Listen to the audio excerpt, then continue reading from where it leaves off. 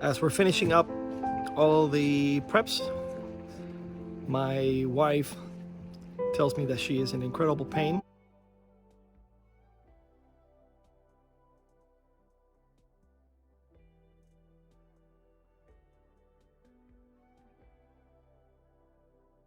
You know, you make sure you have the right insurance and a semi plan in mind should emergencies like these arise. So anyway, it's one of the realities and difficulties of full timing, one of which we did not want to experience whatsoever. This is not something that anybody, whether you're full timing or just at home, that you would ever want to experience, but it did. So I'm sharing pretty much what happened and how today we're able to breathe just a little bit. So after I find out that happened to her, we found a way to stabilize her wrist, put some ice on it, look for an urgent care in the area. The closest one was about 17 minutes away, but we were just finishing up our process of hitching up to leave because the park was our checkout time was 11 a.m. and it was around 10:30 in the morning. So after we found the urgent care, we went to the front desk, asked them, you know, what can we do? I can't drive to the urgent care with a big RV. You guys know I have a fifth wheel, 43 foot. And Salem, where we were staying, has tiny little roads. It's just difficult to navigate through those roads with a big RV. So I knew I just needed to leave it somewhere. And they said they're completely booked. Someone's coming into my site. There's nothing anywhere else. So the option that I had was to park the RV on the side of the road. Okay. Here's what's going on though. I got my wife with a broken wrist. I got my kids, my 4 kids, the dog. The RV is not fully hitched because I still have the chocks and the this and the that's, you know, it's all still there, so I got to handle that. And the park is saying you can't leave it here, you got to go somewhere else. So okay, you handle these things, you just do what you can. I tried to plead with them, but you know, they were very nice. There was just no other way.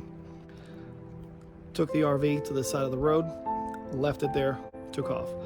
On our way to the urgent care, which they're not picking up the phone, which was very frustrating. They're not picking up the phone, so we're not sure if they can even handle something like this.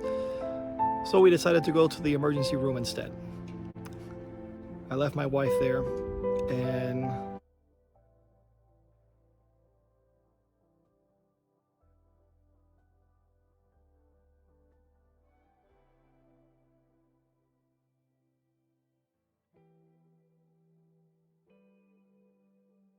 they explained to me that no, they cannot see her. It has to stay here in Massachusetts. One of those situations where you don't know if you should argue this to no end or just go with the flow, considering that everybody understands the insurance policies better than me and everybody understands the hospital system better than me. So it's more like just follow procedure and hopefully everything will work out. So we had to find a place to stay. Now we had a park, another RV park, about a half hour away that they could take the RV, but in that moment, with my wife feeling the way that she was feeling and the kids and the whole works, do we really want to go through the process of hitching, unhitching, and whatever? Should we just go straight to a hotel? Well, as I'm finishing up with my kids, getting them something to eat, my wife is on the phone, calling hotels to get us a hotel reservation. We took it to the hotel and we asked them if we could park. Of course, we asked first if we could park the RV.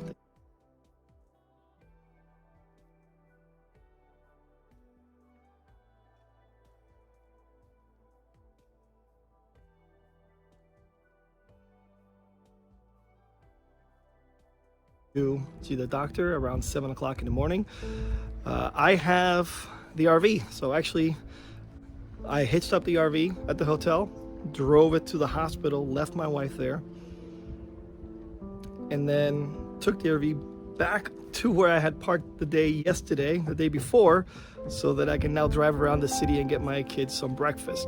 Once we had breakfast and my wife was doing what she needed to do in the hospital, then I go pick her up. They put a cast on her, told her that she needs to see a doctor in about a week.